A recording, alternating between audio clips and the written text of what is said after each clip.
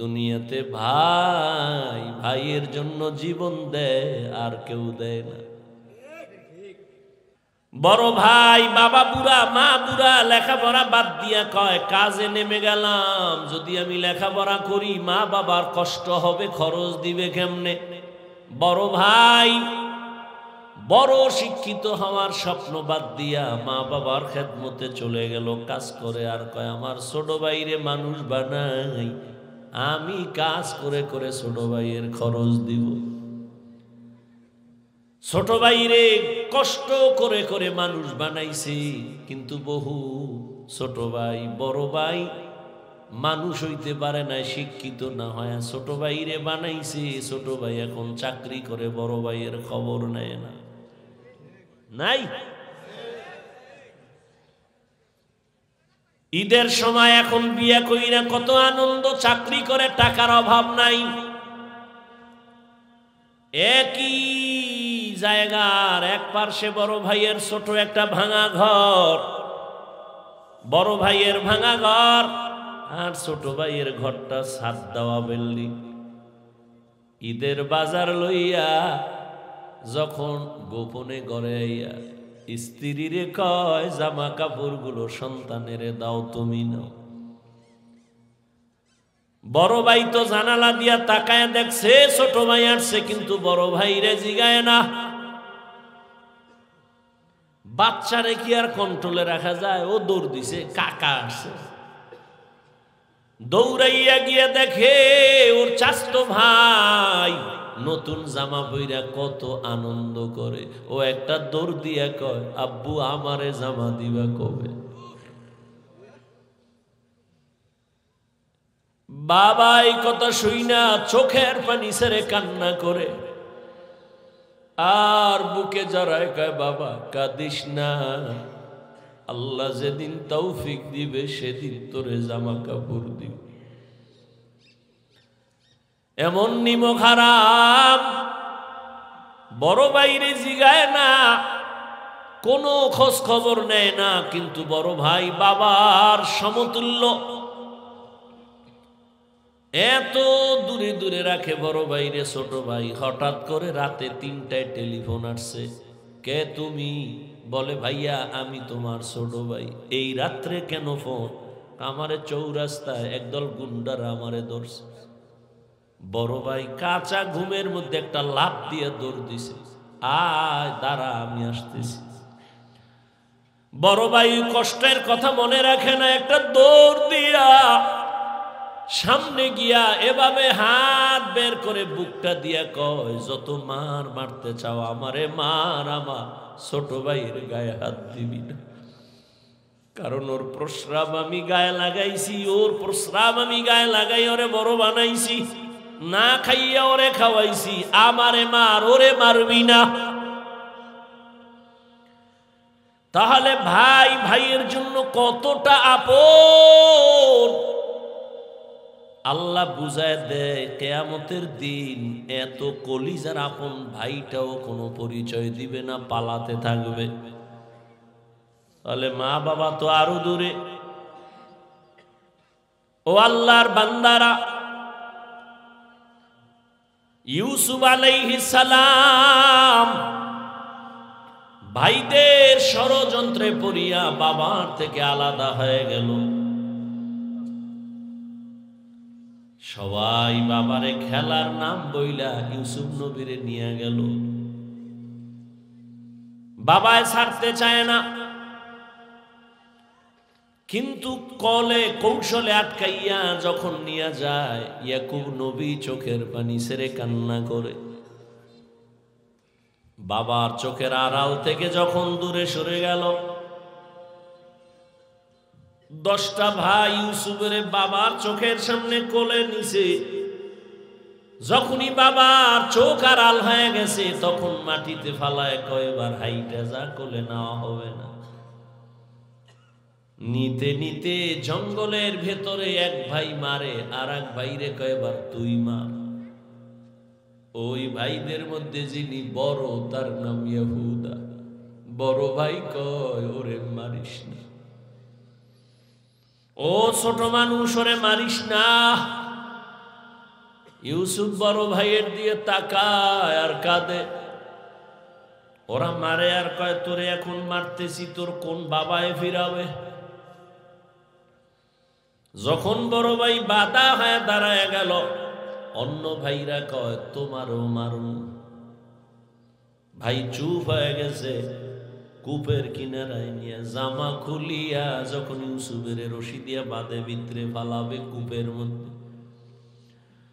ইউসুফ নবীরে যখন ফালায় অন্ধকার ময়লা পানির ভেতরে, আমার আল্লাহ বরদাস্ত করতে না পেরে বলে, জিবরাইল যাও, আমার ইউসুফের বস্ত্র যেন না খুলে জান্নাতি একটা জামা নিয়ে পরায়া দাও, আর নিচে পাথর দেও, ময়লা পানি যেন ইউসুফের গায়ে স্পর্শ না করে, ইউসুফ পাথরের উপরে দাঁড়ায় যাবে। ওরা রশি দিয়া বেঁধে যখন ভেতরে ছাড়ছে, কিছু দূর যাওয়ার পরে উপর দিয়ে রশি কেটে দিয়েছে। ধাম কইরা পইরা পাথরের উপরে ইউসুফ দাঁড়ানো, জান্নাতি জামা পরা, আর আলো তো লাগবে না। ইউসুফ নবীর চেহারায় পুরো অন্ধকার, খুব আলো হয়ে গেছে। শুনিদা কায় বুয়াদ মানন্দে দিদা তোরা দিদা ওয়া ইউসুফ রা শুনিদা। সবাই চলে গেল। কৃত্রিম রক্ত লাগায় বাবারে ধোকা দিছে, আপনারা জানেন। বাবাই তো বুঝে ফেলছে, আল্লাহ স্বপ্ন যোগে আগেই জানায় দিছে এই ষড়যন্ত্র চলে। বাবাই বলে না 10 ভাইয়ের কারণে ষড়যন্ত্র। সবাই আনন্দে আছে, ইউসুফের তো বাগে খেয়ে ফেলছে, কিন্তু ফাঁকে ফাঁকে ফাঁকে ফাঁকে 9 ভাই আর খবর নেয় না।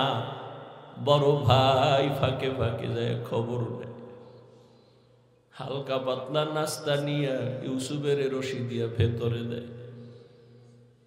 হঠাৎ একদিন আইসে দেখি কূপের মধ্যে ইউসুফ নাই। ওই ব্যবসায়ীরা আইসে রে বালতি নিয়ে পানি উঠাবে, ইউসুফের পায়া নিয়ে গেছে, কাফেলার মধ্যে নিছে।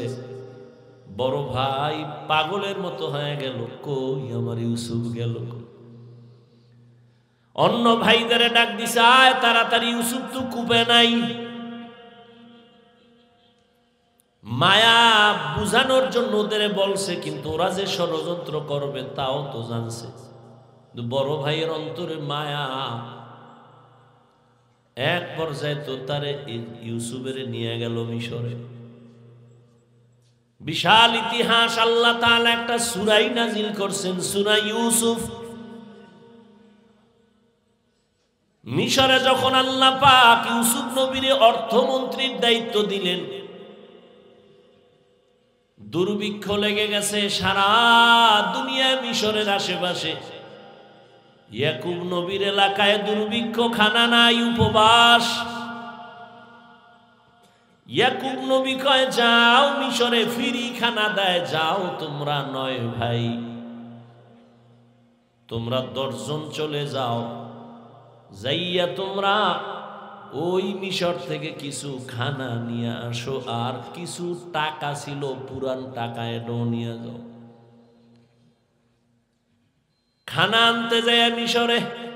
আল্লাহর কি কুদরত! ইউসুফ নবী সিংহাসনে আছে, দায়িত্বশীলরা খানা দেয় লাইনে দাঁড় করায়া। শাহী গেট দিয়া যখন আওলাদে ইয়াকুব যখন 10 ভাই ঢুকছে, ওরা ঢুইকাই খানার লাইনে দাঁড়াইছে, কিন্তু কেউ জানে না কারা। ইউসুফ দেখেই চিনে ফেলছে, আমার সেই 10 ভাই। ইউসুফ নবী গোপন রাখছে, পরিচয় দেয় না। এদের ডাইকা পরিচয়হীন ভাবে নিজেকে পরিচয় গোপন রাইখা এরপরে পরিচয় নিল, আপনারা কোথা থেকে আসছেন, কেনান থেকে আসছেন, আপনাদের আব্বার নাম কি? বলে আব্বার নাম ইয়াকুব। বলে আপনাদের আব্বা কেমন আছে? বলে ভালো। অনেক ভালো। তবে একটা ভাই আমাকে হারায় গেছে। তাই নাকি? বলে হ্যাঁ। পরে কয় আমার আব্বা জান ওই ভাইকে হারায়া কানতে কানতে কানতে কানতে অন্ধ হয়ে গেছে। ইউসুফ নবী পারে না, চিল্লায় কান্না করে, কিন্তু কন্ট্রোলে নিয়ে কয় আপনারা কয় ভাই? কয় আমরা 10 ভাই। কার ভাই নাই? কয় এক ভাই তো হারায় গেছে। আর নাই? কয় হ্যাঁ আর একজন আছে, বিনিয়ামিন। কই? সে আব্বার কাছে। দায়িত্বশীলকে গোপনে বলে দিল ইচ্ছা রকম খানা দে, বস্তা ভইরে দিবি, আর ও যে টাকা দিছে ওই টাকাও খানার মধ্যে ঢুকাই দিব, ওরা যেন না দেখে। ইউসুফ নবী বিদায় বেলা বলে দিলেন মেহমানদারি করা চলে যান, খানা তো বেশি দিন থাকবে না, শেষ হইলে আবার আসবেন। তবে একটা শর্ত, ওই ছোট ভাই আপনাদের সাথে নিয়ে আসবেন, না হয় খানা দেওয়া হবে না। ইউসুফের আপন ছোট ভাই বিনিয়ামিন বাড়িতে যাইয়া 10 ভাই প্রশংসা করে, বাবা মিশরে যে আমগো খানা দিছে অর্থমন্ত্রী বড় ভালো মানুষ, আমাদের আলাদা সম্মান দিছে, মেহমানদারি করাইছে। ওরা তো জানে না আমগো ইউসুফ। খানার বস্তা খুইলে দেখে টাকা যা দিছিলাম তাও ফেরত, আরো খুশি। এইবার আব্বা জান আমাদের একটা শর্ত দিছে, আবার খানা আনতে যাইতে বলছে, তবে ছোট ভাইরে না নিলে দিবে না। বাবায় বলে একটারে নিয়ে 250, এটারও ছাড়ুন। ইতিহাস বড় করুন। খানা যখন শেষ হয়ে গেল, এবার বিদায় বেলা বাবার সাথে ওয়াদা দিছে এই ভাইরে আর হারাবো না, দাও। এইবার বিনিয়ামিনের নিয়া 11 ভাই মিশরে রওনা।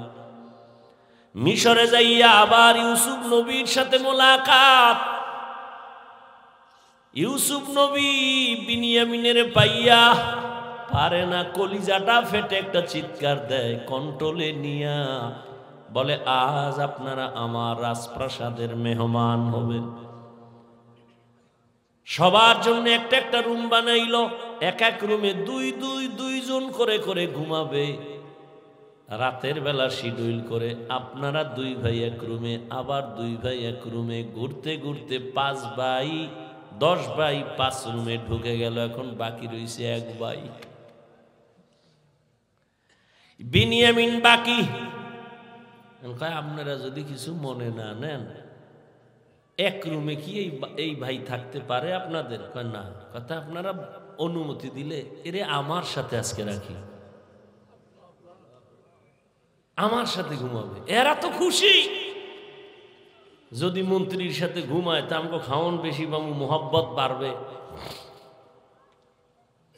ওরা বলল ঠিক আছে আলহামদুলিল্লাহ।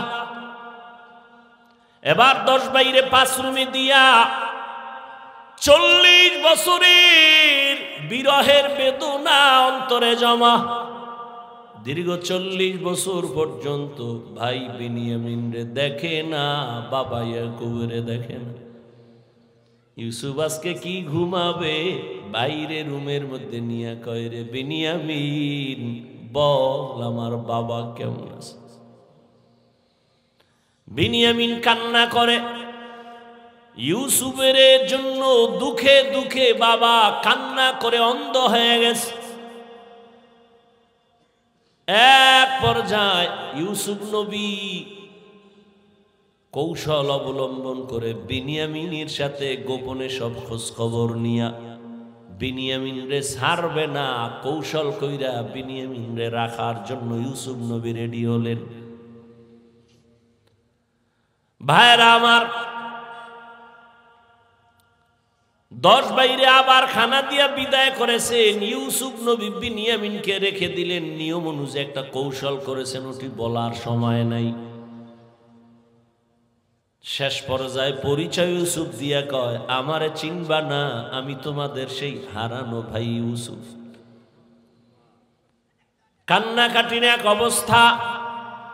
বলে আজ আমি তোমাদের উপরে কোনো প্রতিশোধ নিব না, যাও আমার বাবারে সালাম জানাও, আর আমার একটা জামা আছে জামাটা নিয়ে যাও।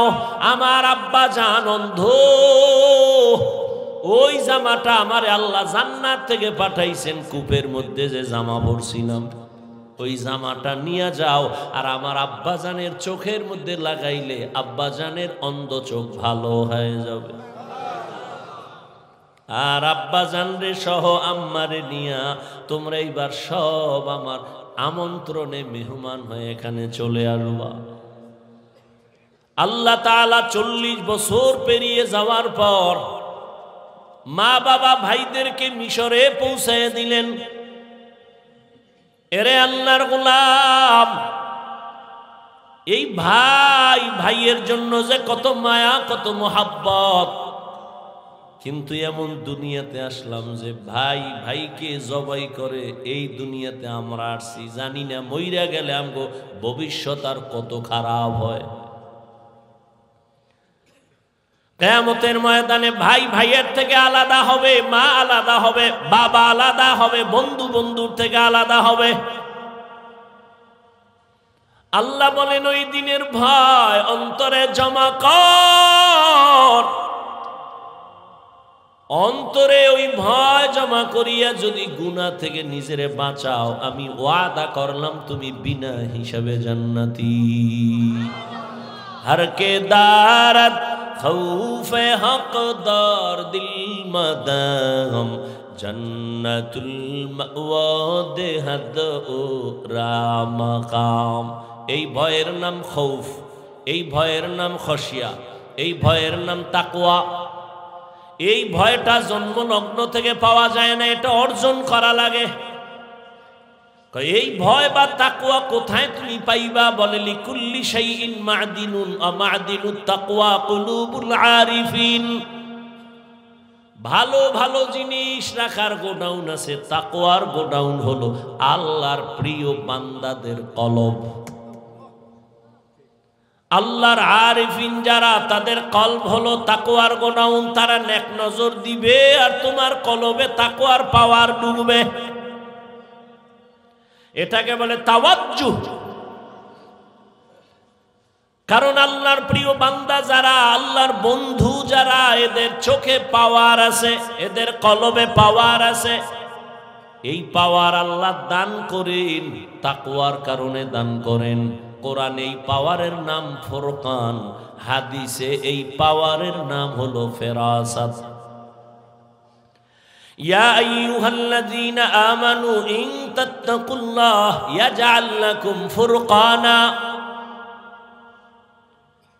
মুমিন তাকওয়ার উপরে মুজাহাদা করো, আল্লাহ দয়া করে তোমাকে ফুরকান নামের পাওয়ার দান করবেন। মা মা'নাল ফুরকান হুয়া নূরুম মিন ইলাহি। আল্লাহর দেওয়া একটা নূরের আলো, ওই আলোটা যখন পাবে, ওই আলো দিয়া মা ফুররিকা বিহি বাইনাল হাক্কি ওয়াল বাতিল। আল্লাহর দেওয়া নূরের আলো দিয়া হক বাতিল আলাদা করে বান্দা হকের দিকে অগ্রগামী হয়ে যাবে। قال رسول الله صلى الله عليه وآله وسلم اتقوا فراسة المؤمن فإنه ينظر بنور الله। আল্লাহর ওলি যারা, আল্লাহর প্রিয় গোলাম যারা, তাদেরকে আল্লাহ ফেরাসাতের পাওয়ার দান করেন। তোমরা সাবধান হে উম্মত, তুমি জীবনে যা দেখবা না, আল্লাহর প্রিয় বান্দা তাদের এই ফেরাসাতের পাওয়ার দিয়া অনেক কিছু দেখবেন, আল্লাহর নূরের আলো দিয়া। অতএব তাদের নেক নজর লাগাও, তো অন্তরে ভয় চলে আসবে, তাকওয়া চলে আসবে। আর ভয় আসলেই গুনাহ থেকে বাঁচা সহজ হবে। একটা সন্তান মা বাবাকে ভয় করে, তার প্রমাণ মা বাবার সামনে সন্তান অন্যায় করে না। কেন? শাস্তির ভয়। একটা ছাত্র শিক্ষকের ভয় করে, প্রমাণ বলে শিক্ষকের সামনে অন্যায় করে না। কেন? শাস্তির ভয়। ঠিক এই দুনিয়ায় যেই বান্দা আমার আল্লাহকে ভয় করবে, ওই বান্দা গলায় ছুরি লাগাবে, কোনোদিন দাড়ির মধ্যে ছুরি লাগাবে না। এটা সম্ভব কখন? যখন তাকওয়া আসবে, আল্লাহর ভয়। দেখেন এখানে আমরা সবাই মুসলমান। আপনার আল্লাহ আমার আল্লাহ দুই না এক? কোরআন, কাবা, ধর্ম, কালেমা, নবী, হাদিস, দুনিয়াতে আসছি সিস্টেম, কাফন তিনটা, তাও কালার সব এক, কবরের সাইজ, কবরের প্রশ্ন তিনটা, সব এক। আপনার আল্লাহ আমার আল্লাহ এক, নবী এক, কোরআন এক, কাবা এক, ধর্ম এক, কালেমা এক, কাফন এক, কালার এক, কবরের সাইজও এক, কবরের প্রশ্ন তাও এক। আপনি আল্লাহ চিনেন, নবী চিনেন, কোরআন চিনেন, হাদিস চিনেন, ইসলাম চিনেন, তা আপনাকে বয়ান করব কেন? বয়ান তো হিন্দুদের করব, খ্রিস্টানের করব, ইহুদিরে করব। ওরা আল্লাহ চিনে না, কোরআন বুঝে না, ইসলাম বুঝে না, ওদের বয়ান করব কখন? হায়াতের শেষ হয়ে গেল, মুসলমানের পিছনে দৌড়াইতে দৌড়াইতে, দিন নাই রাত নাই, ফজরের পরে বয়ান, জোহরের পরে বয়ান, আসরের পরে বয়ান, মাগরিবের পরে বয়ান। কুত্তাও এরম দৌড়ায় না যেই পরিমাণ আমরা দৌড়াই। শুধু আমি, হাজার হাজার আলেমরা দৌড়ায় আপনাদের পেছনে। তাবলীগদের মেহনত, পীর মাশায়েখের মেহনত, জুমার খতিব ইমামের মেহনত, এরপরেও আমল নামা শূন্য। মহামারী গজবের করোনা দিয়াও তোমার ঘাড় সোজা হয় নাই, তুমি এখনো গাঞ্জা খাও, মা বাবার সাথে বেয়াদবি, আলেমের সাথে বেয়াদবি, শিক্ষকের সাথে বেয়াদবি, সমাজের মুরব্বীদের সাথে বেয়াদবি, কত ঘাট তেরা তুমি। করোনায় তোমার সামনে কত লাশ হয়ে গেল যুবক, ছাত্র জনতার আন্দোলনে লাশ যুবক, পানির নিচে যুবক লাশ, গাড়ির তলে চাকার নিচে যুবকের লাশ, এরপরও তোমার লাজ হলো না, লজ্জা হলো না। কারণ কি রে বাবা? কপাল যদি পুইরা যায়, আমি হাফিজুর রহমান কেন, মক্কা মদিনার ইমাম কেন, রসুলেও যদি বয়ান করে কপাল খুলে না। যেই রসুলের এক নজর দেখলে ক্ষুধা থাকে না, কেমন মায়ার নবী, সেই নবীকে টানা 13 বছর দেখলো। কত বড় বেঈমান যে 13 বছর বয়ান শুনলো, দেখলো কালেমা পড়ে না। আর অন্যদিকে একটা 27 বছরের যুবক তরবারি নিয়ে দৌড়ায় নবীকে জবাই করবে। নবীর সামনে আইসা চেহারা দেখাই তরবারি ফালায় বলে, নবী আমারে কালেমা পড়ায় দেয়। কয় বছরের যুবক?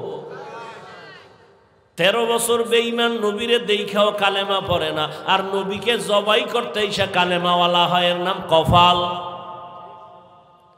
অতএব যতদিন পর্যন্ত আল্লাহর আযাবের ভয় অন্তরে আসবে না, ততদিন গুনাহ ছাড়তে পারবা না, এবং আল্লাহর ভয় ততদিন অন্তরে আসবে না যতদিন পর্যন্ত ওলিয়া উলিয়ার নেক নজর নিবা না। ওলিয়া উলিয়ার নেক নজর না নিলে তাকওয়া আসবে না। কিন্তু যেই চোরারা ওলিয়া উলিয়া মানে না, এগু উপায় কি? আর নাই এরকম কেউ বলে আমরা ওলি মানি না, আউলিয়া মানি না? নাই। আল্লাহর জাতের কসম, ওয়াল্লাহি বিল্লাহি তাল্লাহি, আল্লাহর কসম একবার, আল্লাহর কসম দুইবার, আল্লাহর কসম তিনবার। যারা বলে আমরা ওলি মানি না, আউলিয়া মানি না, 3 বার কসম করে বললাম, ওরা কোরআন মানে না, বুখারী শরীফ মানে না, ওরা ভণ্ড, ওরা বাতিল। ওদের যারা ভণ্ড বলে না, তারাও ভণ্ড।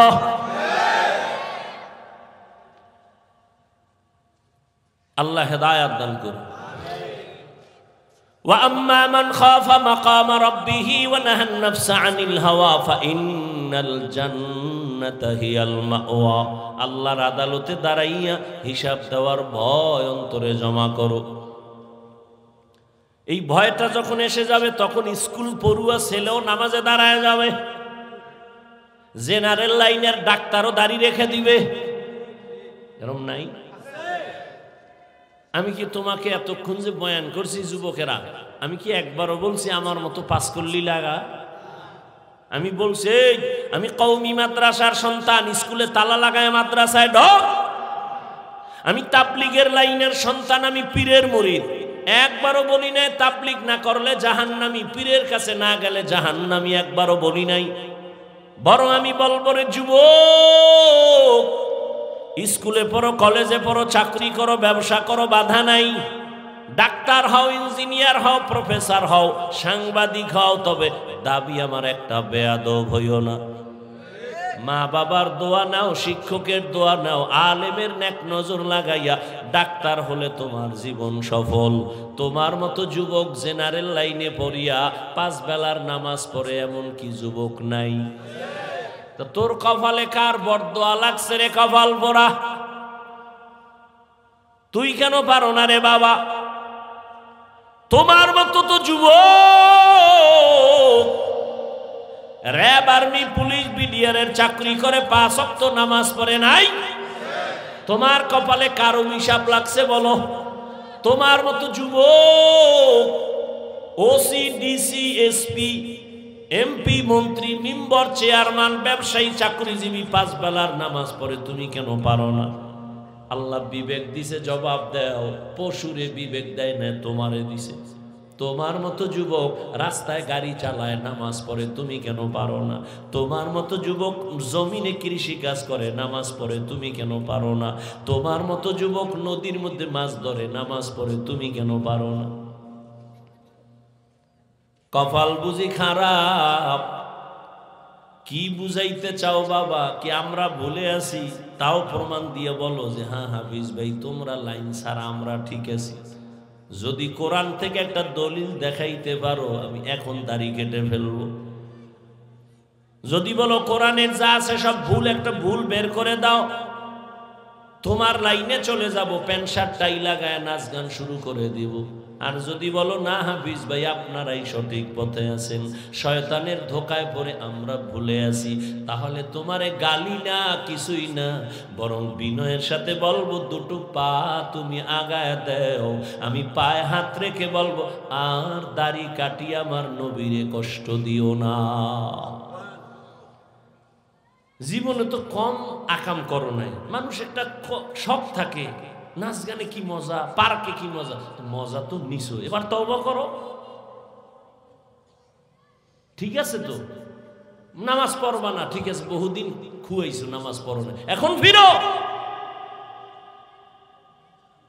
তোমার কি এখনো শখ মেটে নাই? আরো নামাজ ছাড়বা? আর কোন ধান্দায়, কি পাওয়ার আশায়, কার পিছে ঘুরে নামাজ ছাড়ছো? কিছু টাকার আশায়? কার পিছে ঘুরো? ও তো চান্দাবাজ আর ধান্দাবাজ। যার পিছে ঘুরো ও তো স্বার্থে আঘাত লাগলে দল থেকে নাম কাটবে না, লিখে রাখ, কল্লা কেটে ফেলবে, লিখে রাখ। ও তো চান্দাবাজ, ও তো ধান্দাবাজ। ওর পিছনে ঘুরে নামাজ ছাড়ছ, ওর পেছনে ঘুরে দাড়ি কেটেছ।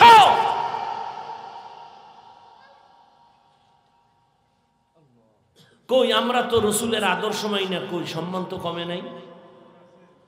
এখনো সব হাহুতাস, একদল কান্দে কি হবে আর একদল কান্দে কি হইল। আমগো তো কান্না কাটি না, আমরা আগেও যেমন এখনো তেমন, ভবিষ্যতেও তেমন। চেয়ারম্যানের চেয়ারের মেয়াদ শেষ, এমপির মেয়াদ শেষ, এসপি ডিসির মেয়াদ শেষ, কোরআনওয়ালার চেয়ারের কোনো তো মেয়াদই নাই। শেষ কি? টাকা দিয়া সম্মান কিনলে প্রথম ফুলের মালা, ফাইনালে জুতার মালা। আর আমার আল্লাহর দেওয়া সম্মান যদি নেও, দুনিয়ায়ও বাদশাহ, পরকালেও বাদশাহ। হেদায়াতের মালিক আল্লাহ। কপালের বয়ান করছিলাম, কার কপাল ওমরের মতো, কার কপাল আবু জাহালের মতো জানা নাই।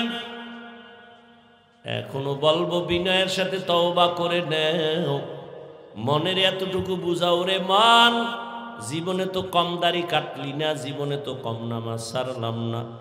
আমার মতো তোমার মতো যুবক জেনারেল লাইনে থাইকে যদি নবীর আদর্শ মানে, তুমি কেন পারবা না? এখন থেকে তওবা করো, মরিয়া গেলে আর নামাজ ছাড়বা না, দাড়ি কাটবা না, বেপরদায় চলবা না। মা বাবার দোয়া নিয়া, শিক্ষকের দোয়া নিয়া, উলামায়ে কেরামের পরামর্শ নিয়া নবীজির আদর্শ মেনে চলবো। তওবা করার মতো যদি নিয়ত হয়, মুনাফিকি না থাকে, খাঁটি তওবার নিয়তে দুটো হাত আল্লাহকে দেখায় দাও। আয় আল্লাহ, হাতগুলো কবুল করে নেন, তওবা কবুল করে নেন। তওবার উপরে মজবুত হইয়া, উলামায়ে কেরামের পরামর্শ নিয়া, মা বাবার দোয়া, শিক্ষকের দোয়া নিয়া, নবীর আদর্শ আদর্শে চলার তৌফিক দান করেন, আমিন। যুবক বাবারা নামাজ পড়বানি বিয়ার পর, বিয়া করে কবি মাইয়া ফলা এর পর, মাইয়া ফলা হইলে কবি বুড়া হয়ে লোক এরপর, এরপরে আজরাইল ধরে কবি তোর শেষ, টিকিটাই শেষ। আল্লাহ হেদায়াত দান করুন। ঘুমে ধরছে বেশি ক্ষুধা, তাহলে শেষ পর্যন্ত বৈশাখ বয়ান শুনবেন, ওলামায়ে কেরাম বয়ান করবেন, কেউ উঠবেন না। আমি যে কথাগুলো বললাম আমাকে আপনাদের সকলকে সহি তরিকায় আমলের তৌফিক দান করেন।